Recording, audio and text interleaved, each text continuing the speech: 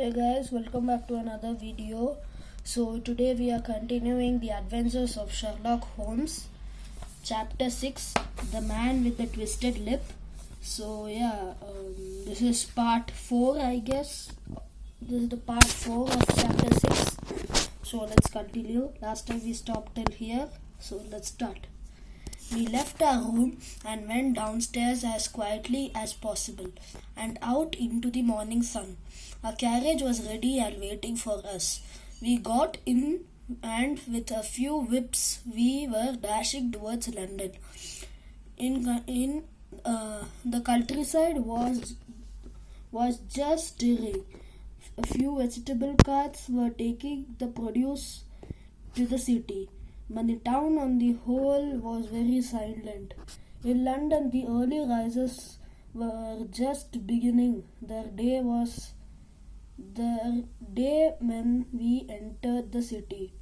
We drove to the police station in Bow Street. This was where the beggar, Herb Boone, was being held in custody. Sherlock was well known in the police force. Two policemen saluted him and escorted him inside. He demanded to speak to the inspector in charge, which happened to be Inspector Bradstreet. Sherlock asked to speak with the inspector in private and then requested him to allow him to speak with Hudge Boone, who was accused of murdering Mr. Neville St. Clair. Sherlock was led to the holding cell in which our beggar was sleeping. We did not wake him, but slowly and quietly stepped inside the cell.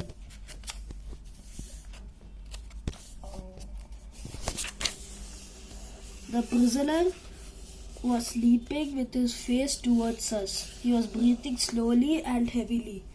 He was a middle-sized man and was wearing clothes that suited his profession. He was extremely dirty, but the dirt on his face did not conceal his ugliness. A scar ran across his face from the eye to chin, and due to this, his upper lip was turned upwards. 3 teeth were exposed. He looked as if he snarled at the time. Bright red hair grew low over his eyes and forehead. The inspector said, "Don't you think he's very dirty? He needs a wash. I've brought the tools with me," said Sherlock. Sherlock removed sponge from the bag and looked at me and said, "This is the key."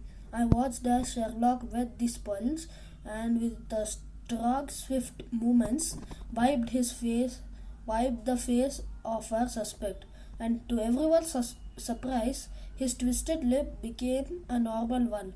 His face became clean, and out came the face of Mr. Neville St. Clair, the man who we had been searching for.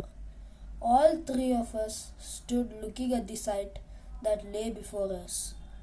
Hudge Boone, or as we found out, Mr. Neville St. Clair, was now fully aware of what had happened. He stood up and said, "I suppose I no longer am a murderer, suspect." "You have not committed crime, but an error.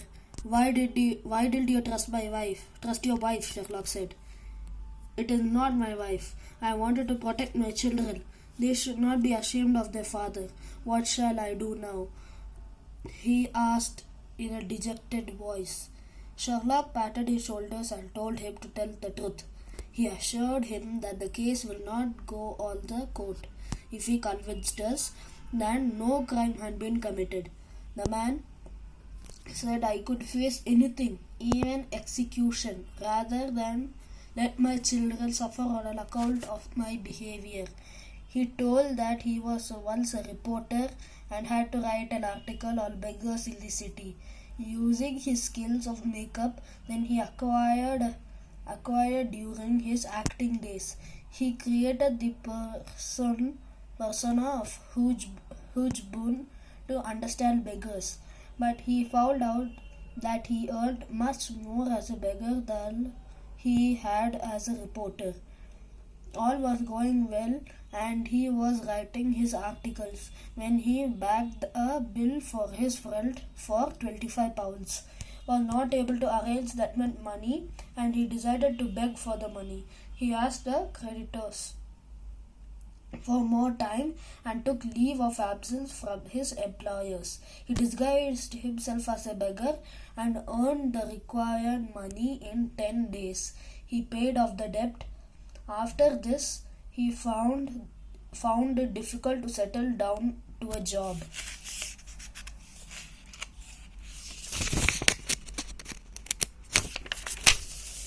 That was giving him a little. He then started his career as a beggar and left his job as a reporter. Every day he would go to the lodge, transform himself to a beggar, and then change back every evening to return home. The owner of the lodge was the only one who knew this, and since he was being paid well for his room, he did not mind keeping the secret.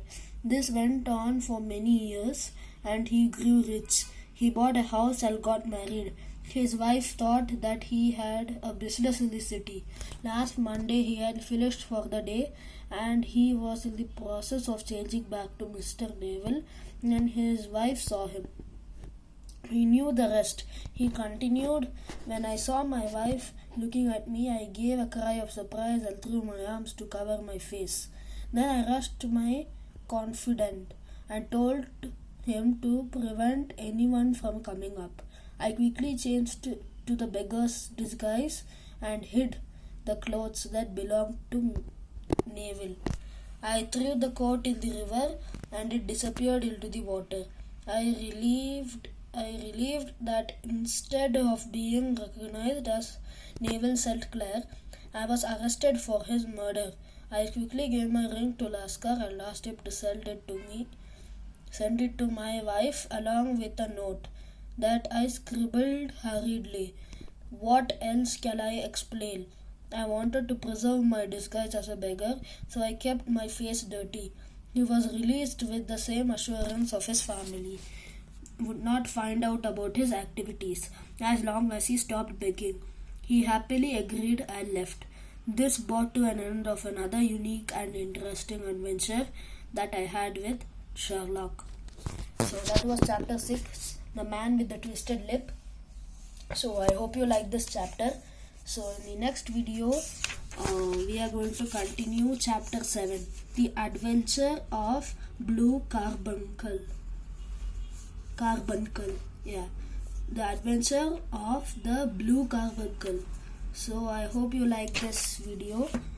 I'll see you in the next video. Bye.